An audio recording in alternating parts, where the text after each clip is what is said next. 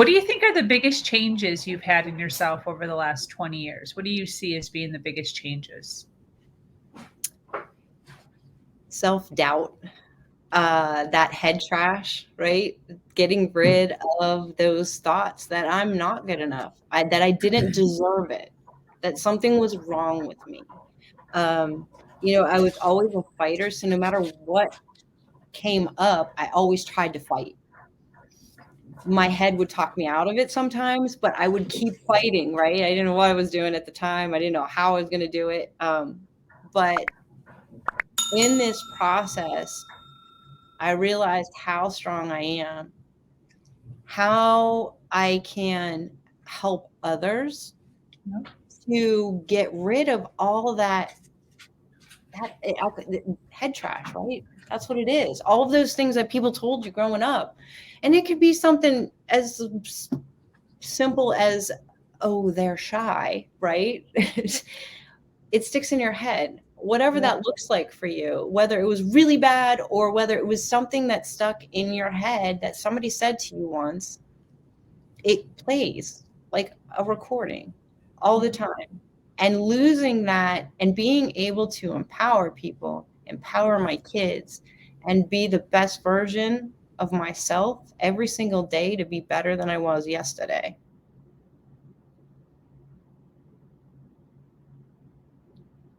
Absolutely. Wow.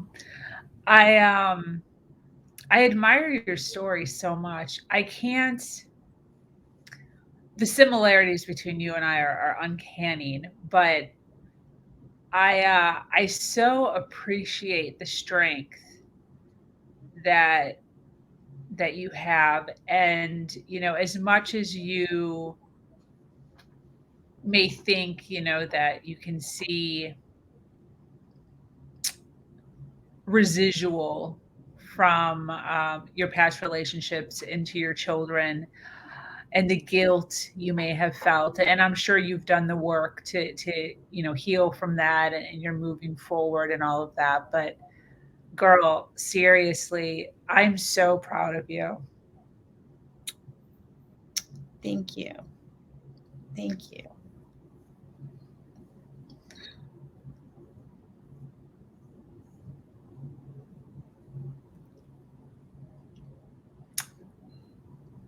There's so many there's so many um, mothers who are enduring this very similar story as you right now, you know? And it's important to realize that it's not, you know, it's easy to say that it takes strength to move, and they may view themselves as weak, so they can't leave or they can't move because they're too weak, or their finances aren't where they're supposed to be, or they're scared. What did you grasp onto at that point? Like, at that point, what was it? What did you think? What could you say to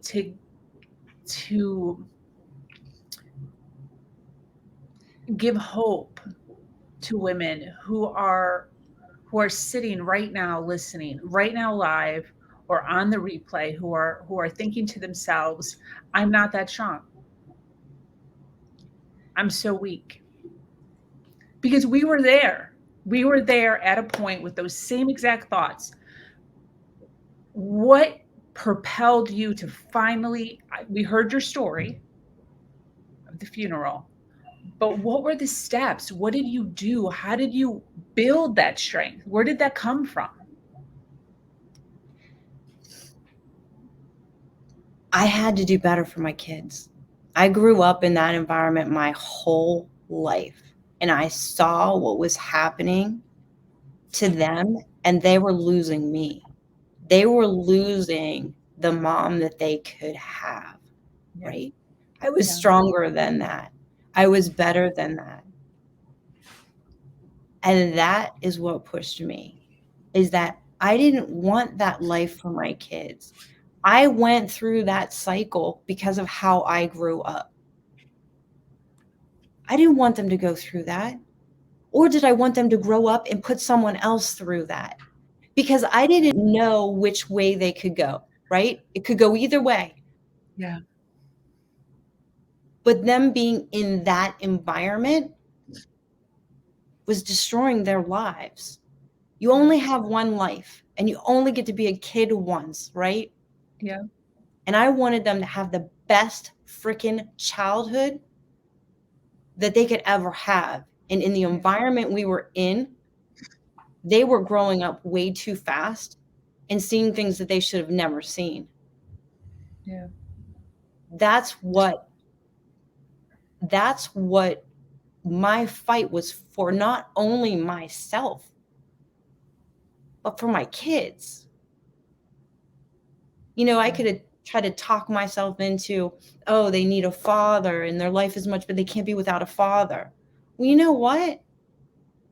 If that's what they were getting, they didn't deserve that. Yeah. And you could see it progressively get worse every single day. The main focus was on me. But then as they got older and they got voices, the main focus was on them. No. It just gave me the chills. So, Yeah. you know, you are stronger than you think, and you can do Mhm. anything you put your mind to. You can figure it out. Yeah. But you can't try to make up for all the time that was lost and all the destruction that was done. That takes time. That takes even more strength than having the strength to break free and fight for your kids and fight for your life. Because Exactly. everybody deserves more. And that was one of the hardest struggles, was actually admitting to myself that I deserved it. I deserve to have a good life. My kids deserve to have a good life. You deserve to have somebody who's going to treat you the way you were meant to be treated, Yeah. not the way you were thought you should be treated. Exactly. Exactly. Can you kind of dip into a little bit? You kind of touched on it for 1 second there. Um, you said your children could go one way or another. And I have what I think that means. But can you explain what you mean by that?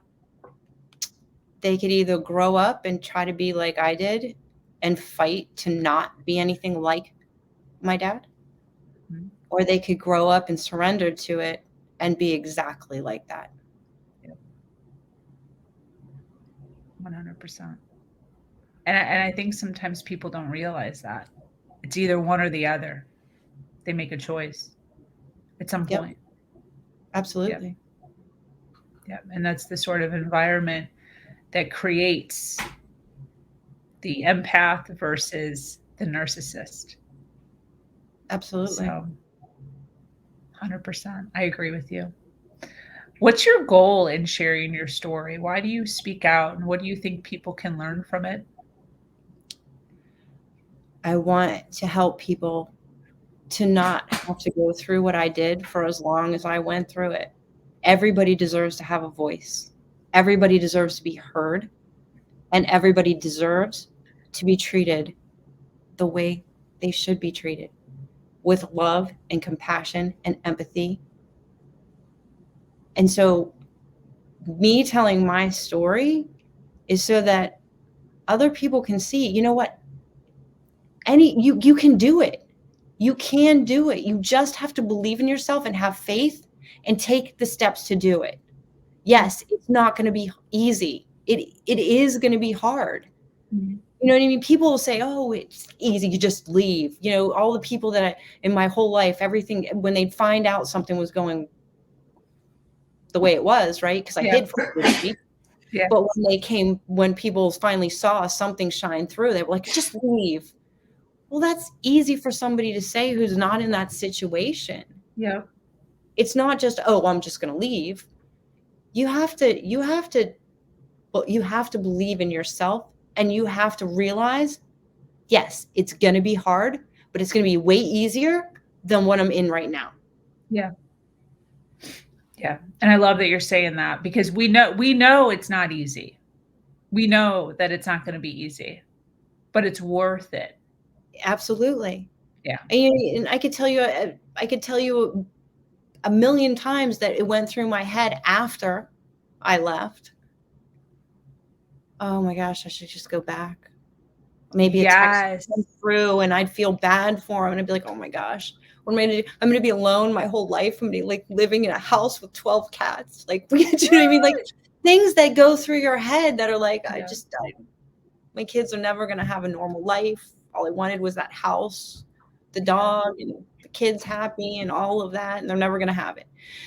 All of those things go through your head, and you get weak and you want to grab onto what you know.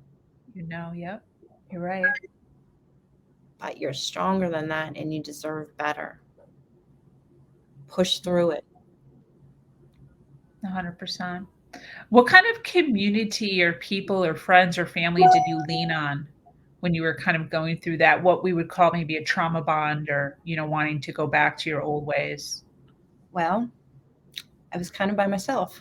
I had a couple of friends.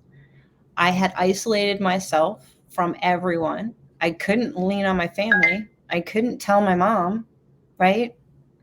So, um, it was really tough. And then, and I met my current boyfriend who went through some similar things. Wow. And he was the one building me up. And I said it was like I went through boot camp and they skipped that part where they build you back up, right? And he was the one that was building me back up. And Yes. I don't know how he did it. I don't know how he stuck in there because I was just a disaster. Like I was Yeah. at the bottom. But he would text me every day, "You're beautiful." He would, you know, he would bring me flowers and not throw them at my face. Like Wow. it was those things. And Wow. he literally he was everything. I don't know that I would have been able to get through it without him because he was what built me back up. Wow. Fantastic. Congratulations on that one.